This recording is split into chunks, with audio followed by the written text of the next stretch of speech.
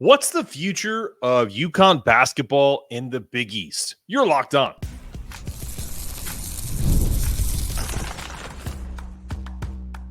You are Locked On Yukon, your daily podcast on the Yukon Huskies, part of the Locked On Podcast Network, your team every day. Thanks for making Locked On Yukon your first listen every day. We are free and available wherever you get your podcasts and on YouTube, part of the Locked On Podcast Network, your team every day. Do me a quick favor, see that little button on the bottom of your screen. Click subscribe, helps our channel grow, our audience grow, and frankly, I truly appreciate all of your support. It's invaluable to me. If you're listening in your car or audio-wise, when you finish the show, do me a favor, shoot me a 5-star review. And finally, a special shout out to my everydayers. Thanks for giving this new Yukon content a shot and helping spread the gospel of Yukon hoops. Today's show is brought to you by LinkedIn. These days, every new potential hire can feel like a high-stakes wager for your small business. That's why LinkedIn Jobs helps you find the right people for your team faster and for free. Post your job for free at linkedin.com/lockedoncollege. Terms and conditions apply. We've talked on the possibility of adding blue bloods and being proactive. I'm going to take a deep dive into the pluses and minuses of how conference realignment affects Yukon and its rich history of basketball. Conference realignment in the Big East, kind of what Yukon faces in college basketball's shifting, or really college athletics shifting landscape. Specifically to the Big East and Yukon, its future in this evolving world of college basketball. Over the past few years, we've seen seismic shifts in college sports, nearly every conference experiencing changes in their member schools. The Big East has stood firm amidst these changes while neither adding nor losing schools. But in an era seemingly geared towards super conferences, can this strategy remain sustainable? The answer is yes, but maybe not. The Big East stability is currently boasting an ideal setup for basketball, both in terms of on-court product and scheduling. With 11 teams, the conference maintains a 20-game schedule where each team faces one another twice, an arrangement unmatched by any other power conference. The Big East is rich in history, featuring programs like, of course, Yukon, which has just claimed our second straight national championship in rather dominant fashion, of course. Alongside Yukon, many Big East schools have storied past and present, contributing to a deep competitive league where nearly every game is a tough test. Despite these positives, the college athletic landscape is trending towards super conferences, such as the Big Ten, SEC, ACC, and Big 12. So to stop there for a second and pause before we go any further, could you have imagined a time when there was no such thing as the Pac-12? The Pac-12 ceases to exist. So for anybody that doesn't have a thought process behind the Big East not being left for dead, it's 100% possible that it could be also in that afterthought mentality, especially when we're talking about power conferences. The ACC is close to having that happen to them right now. Its original members are essentially talking amongst themselves and boxing out the folks that they've added later on. It's uncertain if the Big East can resist this trend indefinitely. To maintain its status in college basketball, the Big East may need to consider expanding and adding new members to stay competitive. All this affects Yukon. To think that it doesn't is a folly. When you think about Yukon basketball, in the dark days of the American, yes, did we win a national championship when we were in the American Conference? We 100% did. But if you think that that's going to happen again, I sincerely doubt that. Anything is possible. So when I see people in my mentions that say that's never going to happen, I always respond with, I don't know what that means, because never is never is not a word that I use on a regular basis. So despite the positives, the college athletic landscape is trending towards obviously these super conferences. With the football influence on realignment, it's centered around just that, something that we don't have. And I say that in a respectful but also just a realistic way. Yukon football is an independent school. It is trying to rebuild a program. So until we become competitive, I'm talking in games and potentially beating FCS schools, not subdivision schools. So not one AA schools that we beat last year in conference, or not in conference on their schedule. Until we can go to a Tennessee, until we can play a non-bye game and not get drubbed, that's what I'm talking about. Think about the stark difference between UConn football and UConn basketball. That's all I'm talking about here. So, given the larger number of basketball conferences compared to football, the dominance of super conferences might not be as pronounced in basketball. This has allowed the Big East to remain stable with its current 11-team lineup. But potential moves to watch. Even if the Big East can thrive with its current structure, it remains vigilant about potential shifts in other conferences. Schools like Clemson, Florida State, looking to leave the ACC, which could prompt others such as North Carolina, Virginia, and Miami to follow. This might be an open opportunity for us to snag up a Pittsburgh, which would fit geographically and competitively, as well as Duke, Syracuse, and of course, we've talked about Gonzaga. Now, I don't think that Duke and Carolina would split, but again, we're in hypothetical world, so anything is possible, y'all. Anything. Despite all geographical challenges like with Gonzaga, it continues to be a compelling candidate for Big East expansion due to its basketball pedigree. Alternatively, the Big East, we talked about this as well, it would look towards the A10, targeting schools such as Dayton, VCU, and maybe St. Louis. We've also thought about the Missouri Valley with Indiana State and Drake. But for those of you who think that there's no way a school like Duke or North Carolina could leave for the Big East, look no further than what the college football playoff has become. It's essentially a pro league. It's a race to make the playoffs. The playoffs is now a 12-team tournament. It is not a, hey, I'm 13-0 and I played in a crappy conference, so I won't get picked by the college football playoff. The 12 teams now make the tournament. And if you're an independent, there's some validity to helping your cause going forward. You can play a tough schedule. There's no guaranteed games. Notre Dame has had that situation for years. And under the new college football playoff rules, all 5 of the power conference champions go automatically. And then there are 7 automatic bids to the next 7th ranked teams. So think about where Notre Dame finished in the 7 of its past 12 years. They would have made the college football playoff. And I think we all know, being from the Northeast, Notre Dame wasn't competitive enough to actually compete for national titles. They may have been in the college football playoff. They may have made the top 5, but they definitely weren't going to beat the likes of Alabama, Clemson, etc. So the Dukes of the world, the North Carolinas, the Clemsons, the Kansases, the Florida States of the world, they don't need conferences. We need to get out of this old thinking. They can form their own football conference if they want and only play a basketball conference, as my good buddy Coach K has suggested. So expanding or standing firm, each has its pros and cons. The recent seasons have seen a pattern in the Big East with few elite teams, and that's true. Several bubble teams, we can all argue who should have made the tournament last year, but the problem truly has been for the Big East, the bottom of the schedule. So, however, with DePaul, they've got a new coach. I think Chris Holtzman is going to do a good job. As much as I have a disdain for Ed Cooley, I think Georgetown could potentially be back. We'll see. I think they've had some interesting developments lately where coaches potentially leaving, players. They have to put a team together before I start to believe in Ed Cooley again. But DePaul, I feel like that's a good spot. Chicago, it's only going to help UConn in the top of the Big East as we continue to build on its success, and could be in line for another championship run if we can continue to build the Big East and get that competition where it needs to be.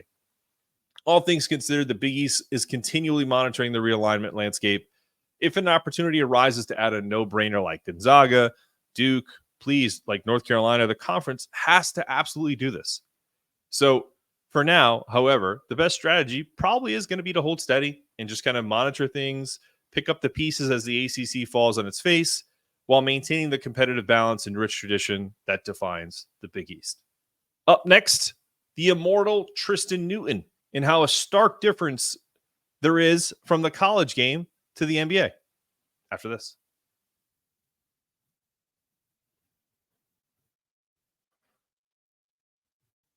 Hey, everyone. You may have not have known this, but I owned a professional recruiting business for a time.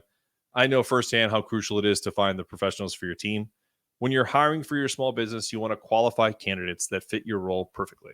That's why you need to check out LinkedIn Jobs. LinkedIn Jobs has the tools to help you find the best professionals faster and for free. Back when I was running my business, the challenge was always about finding the right talent quickly. I remember countless hours spent sifting through resumes, conducting interviews, only to realize that many candidates just weren't the right fit. It was frustrating to say the least. But when I started using LinkedIn Jobs, everything changed. LinkedIn isn't just a job board. It's a professional network that connects you with candidates you won't find anywhere else. Even those who aren't actively looking might be the right fit for your role. I can't tell you how many times I found top-notch professionals on LinkedIn who weren't on any other job site. In fact, over 70% of LinkedIn users don't visit other leading job sites. So if you're not using LinkedIn, you're missing out. Crazy stat. On LinkedIn, 86% of small businesses find a qualified candidate in 24 hours. That's insane. 86%. LinkedIn helps you hire professionals like a professional. So if you're looking to hire, post your job for free at linkedin.com/lockedoncollege. That's linkedin.com/lockedoncollege to post your job for free. Terms and conditions apply.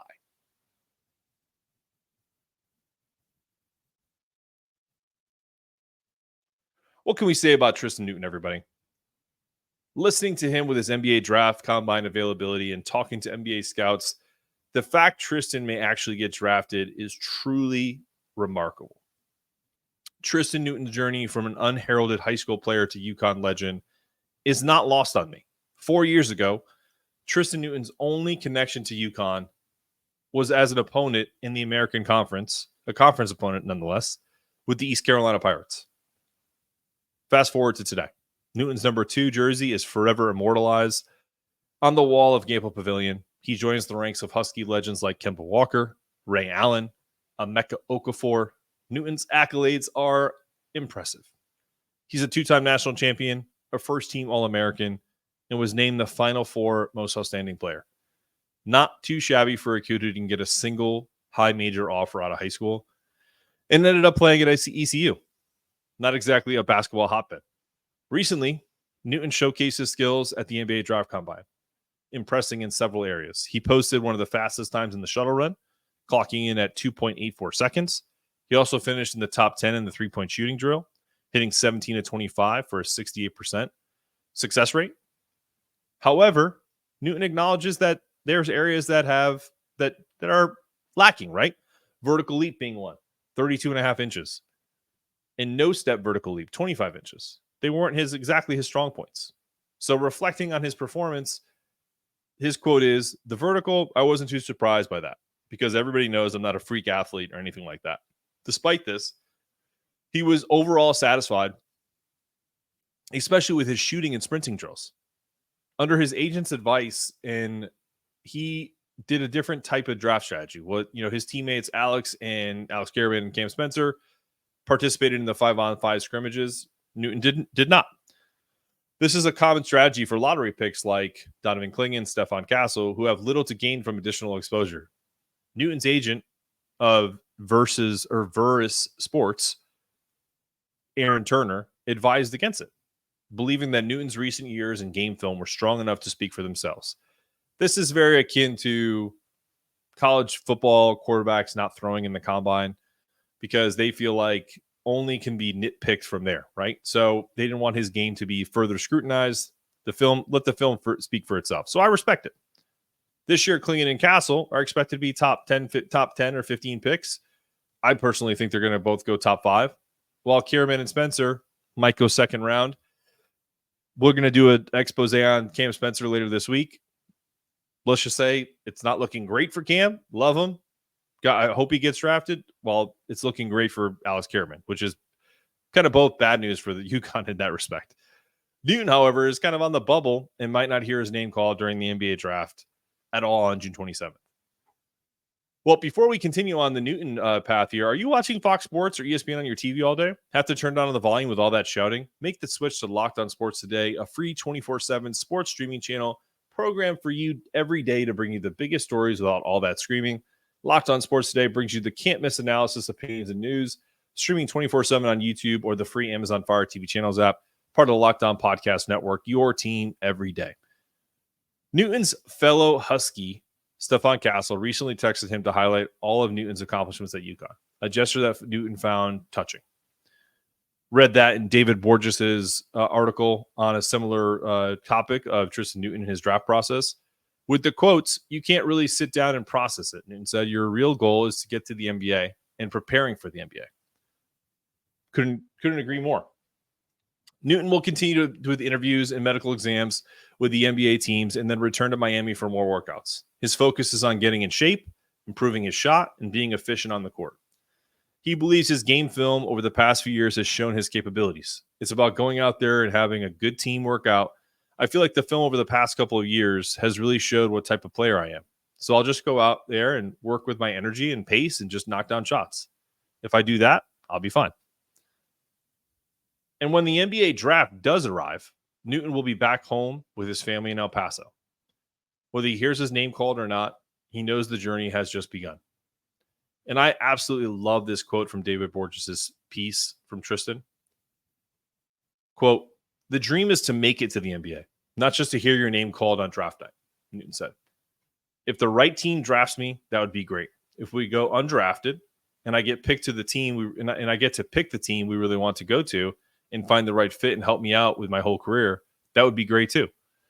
The amount of composure unquote, the amount of composure and perspective it takes to not think, oh, I was the most valuable player of the Final Four. I'm a back-to-back national champion. I'm a first-team All-American is incredible. So thank you, Tristan, for that refreshing perspective. And I'm going to give you a personal perspective from the tennis world, which is where I came from. I may be a hoops head. I may dive into all of this over and over again, but my sports background, my professional sports background is in tennis. And I can tell you, and anybody that has played tennis, some of the best college tennis players in the world, in the country, do not make great professionals.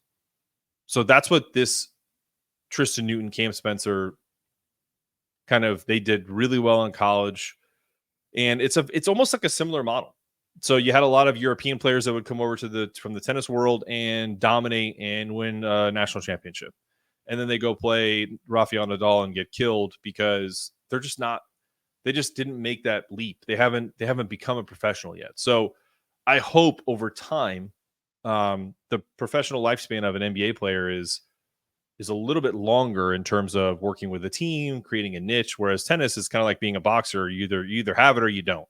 So that to me is the correlation I would make. So just because Tristan and Cam are these incredible college basketball players, they're kind of like tweeners. Great size, maybe don't have elite athleticism, can definitely play a role, have to find the right fit, right? So and Tristan's story is a testament to hard work and perseverance and believing in your dreams. Whether he gets drafted or not, his journey is far from over, and I'll be rooting for him every step of the way, as will all of Husky Nation. It's a winner take all. We're going to get into before I get into FanDuel and putting that to it really is a winner take all for Tristan in the respect of, whether just his perspective, whether he gets drafted or he goes undrafted, he feels he's going to pursue his dream in the NBA, and I wish him all the luck. We'll talk about the top 5 guards in UConn history, why number 1 will shock you, coming up after this.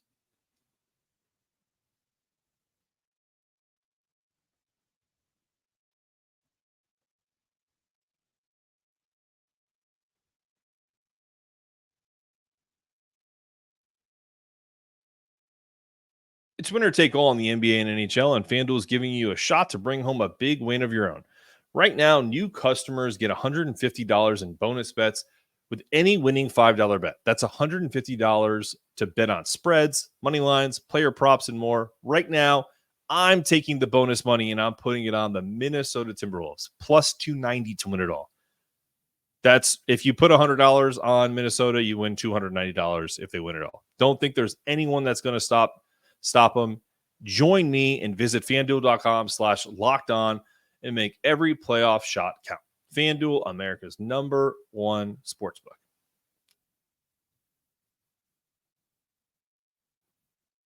Well, I think we all can agree collectively who the number one undisputed player of all time, especially as a guard, is at UConn.